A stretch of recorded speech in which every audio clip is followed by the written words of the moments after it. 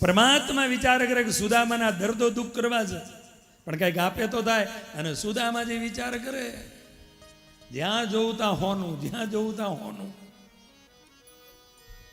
આને આ 3 મુઠ્ઠી તાંડુલ શું કામના? અને ઈ ઓલા આગા પાછા થાય ને ઓલા આમ દબાવતા જાય, હંતાડતા જાય સુદામાજી, આમાં ક્યાં આપવા?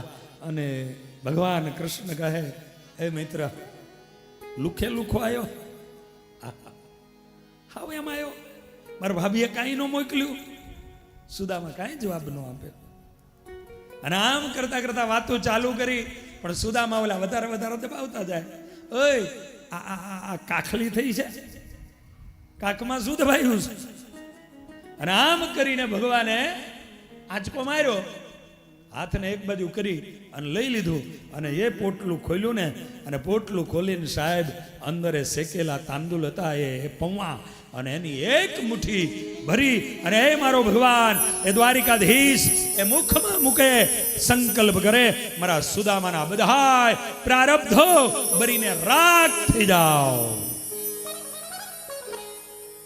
સુદામાજીને તો ત્યાં સુધી જવું પડ્યું હતું, પણ ભગવાન સ્વામિનારાયણે એમ કીધું, મારો આશ્રિત જે બને, મારો સત્સંગી બને ને, એને ભીખ માંગવાનું પ્રારબ્ધ લખ્યું હોય ને, તો એ સ્વામિનારાયણ લઈ લેશે, અને સ્વામિનારાયણ એના પ્રારબ્ધથી એને સુખીઓ કરી દેશે, એને સુખીઓ કરી દેશે. આવા ભગવાન મને તમને મળ્યા. એક મુઠ્ઠી ખાધા તાંદુલ, સંકલ્પ કરી દીધો, અને એ સંકલ્પથી એના પ્રારબ્ધો બારી દીધા. બીજી મુઠ્ઠીએ તો એને ત્રિલોકમાં હોય એવું સામર્થ્ય આપી દીધું, સમૃદ્ધિ. અને ત્રીજી મુઠ્ઠી જ્યાં લીધીને રૂક્ષ્મણી જે હાથ પકડી લીધો, બસ થયું પ્રભુ, હવે રવા દો. હા હા, બહુ આપ્યું.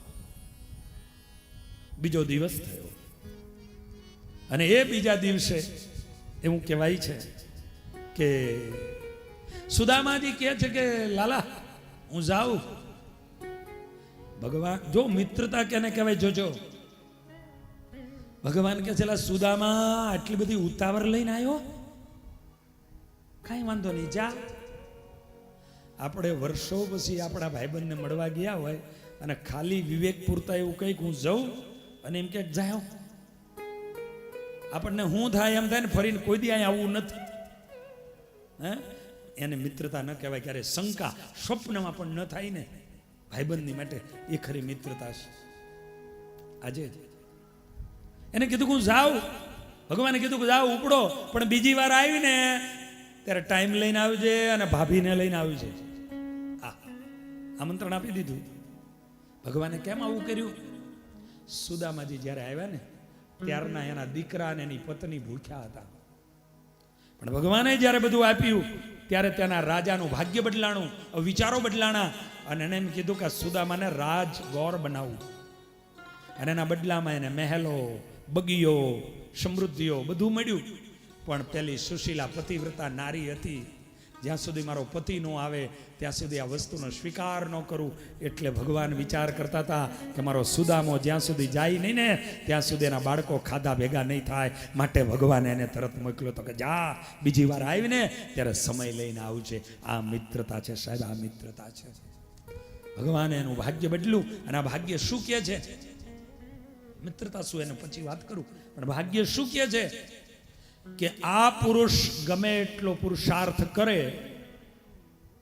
2 પાંદડે કોઈ દી ન થાય, પણ પુરુષાર્થની સંગાથે પુરુષોત્તમ નારાયણ એની હંગાથે ભરે, આપોઆપ 2 પાંદડે થઈ જાય.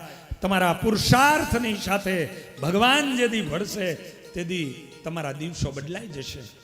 બાકી સુદામાજીએ મહેનત નહીં કરી હોય, પણ ભગવાન જ્યાં સુધી ન ભેડ્યા ત્યાં સુધી એના દિવસો ન બદલાણા, અને ભગવાન જેદી ભેડ્યા એના દિવસો બદલાઈ ગયા. માટે જીવનમાં ભગવાન રાખજો.